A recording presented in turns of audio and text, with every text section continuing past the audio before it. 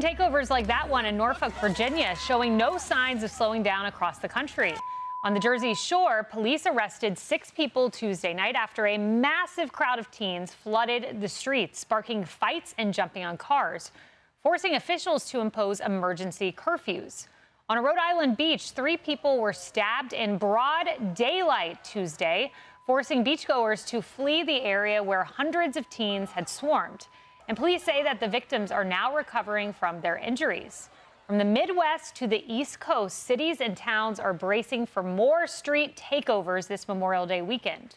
The mayor of Seaside Heights, New Jersey, says his shore town says the FBI and SWAT teams are ready if needed to help control crowds. But the town is also taking aim at social media and parents. Social media has played a part of it. But I'll say we had 6 inquiries about pop-up. They've been handled. Guess what? We're going to do something to you. We're going to summons you and summons your parent. This has got to stop. Just today, Washington, D.C. Mayor Muriel Bowser gave Metropolitan Police Department permission to declare 8 p.m. curfew zones for juveniles after that violent mob caused chaos at a local Chipotle. Tommy, I hear things like this, and then I just think back to July 2025, where Mayor Brandon Johnson in Chicago vetoed a curfew passed by the city council. Leftists may be stepping up now, but their policies are responsible. Yeah, I actually go back further than that. I go to 2020, when a lot of this activity in the streets was excused as justice or some kind of activism. It wasn't, and this is obviously different. It's for a different purpose. I don't know if they're activating anything here except for bad behavior, but unlike a lot of times where you see people trying to do things and then escape the law, these people are unafraid of the law. They're going out and doing this, and they're filming themselves doing it, and in fact they want to be on camera doing this because they want to post it themselves on social media. So that tells me that the consequences here are little to none. If you take these kids, you lock them up, or better yet, you go after their parents, then maybe you'll start to see this not become so cool. But as long as there are no consequences and you're actually getting attention on social media, this is not going to stop. You wonder where the parents are, but in the absence of parents, I guess the long arm of the law is going to have to do something. I know this is happening around the country, but it's mostly happening in blue cities and blue states. I don't think there's much tolerance for this in a lot of red cities, red states, where you have a little bit more law enforcement. Lisa, and as I'm reading this, I'm thinking about spring break. I'm like, spring break's behind us, and it feels like it's in front of us.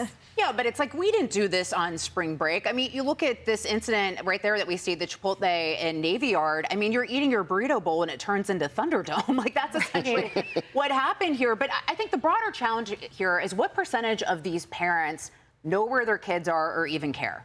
And the government can't get parents to parent and to do their job, so the only thing they're left with is some sort of enforcement. I mean, there was a stat that stood out to me before the federal takeover in Washington, D.C., and U.S. Attorney Jeanine Pirro had mentioned that I think it was more than half of the carjackings were minors, including as young as 12. And then even last November, after the federal takeover, there was an 18-year-old involved in a violent carjacking, 4 months. The prosecutors had recommended 7 years in jail, only got 4 months because of the Youth Rehabilitation Act. So the challenges in a lot of these cities and these states, particularly these blue areas where they're already soft on crime, they're real soft when it comes to young people. And U.S. Attorney Pirro had a message for parents. Let's watch that. We're not looking to hurt a parent who maybe is a single parent and they can't control what's going on. If they are fundamentally doing what they can, then I'm not going to charge them with a crime. But if they're looking the other way, Lawrence, and they're making believe like, I don't know what my kid is doing, nonsense. You know what your kid is doing. You know where your kid is going. You know your kid is violating curfew. There's been 2 or 3 curfew violations. I'm coming for you. Josh, what do you make of charging parents? Well, listen, this is not like a new idea. We've seen this happening, right? We saw this with school shootings. We saw this in the Ethan Crumbley case and in the Cole Gray case, where we're saying, listen, parents have a responsibility here that extends to the actions of their children. And if you're turning a blind eye, as the U.S. attorney points out, then we're going to prosecute you for it. And they have in very serious cases. Why is this any different? I mean, if the parents realize, and I like that she's balanced about it. I like that she says that, listen, we're not going after those parents who are completely stretched thin with resources. But if you're just turning a blind eye, why shouldn't you be held responsible for all of this? Law enforcement is morale-wise at an all-time low, and they're stretched thin, and they've got limited resources. And going into this weekend, they're already going to be stretched as far as they can to handle things. And then you throw on top of it these, what would they call them, street takeovers. Yeah. Every resource that's poured into taking care of this hooliganism is some resource that they're taking away from maybe a more serious problem.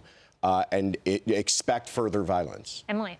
Yeah, and the behavior here and the crimes that are being committed, if it were adults doing them, it would have been stopped because the whole world would have been horrified. Somehow these guys have been infantilized, and no pun intended. They're not. These are not babies. These aren't not children. These are really big grown people who are acting a fool, and they're putting in danger a lot of other people. And we've seen, to the point about the violent commission of crimes in D.C., murders happening, but because everything's in juvenile court and family court, these guys get out after a matter of months. So the message needs to be systematically changed so that there is a deterrence. But here on this front, you know, I'm concerned for the optics that will just be wielded by the left against anyone that is committed to law and order, of like SWAT teams trying to sort of, you know, facing these teen takeovers. But I can't think of a better idea whatsoever. Somehow in there needs to be a complete deterrence. And I'm thinking, you know, is it massive stink bombs? Is it really loud noises, blarings? What is it that will deter these kids from infecting the streets and infecting the businesses?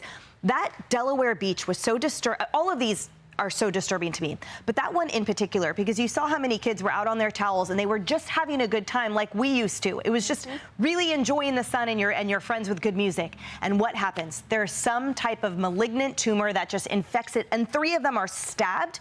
How are the parents of well-behaved children that just want to have a good time with their friends then parenting them? If you see what looks like trouble, run. I mean, how is this even allowed to happen? It worries me for so many kids, and for, by the way, all of them, our we're always going to pay for them. We're paying for them now in juvenile court, and then we're going to pay for them in the prisons. No matter what, we will continue to pay for them, because none of them are going to make it anywhere if they continue down this track. Yeah, and left-wing policies enabling it. And you mentioned the left. They're 17 points underwater on crime right now. Yes. And these images aren't helping. Be sure to like and subscribe for all the Fox News latest on YouTube, and catch full shows streaming now on Fox One.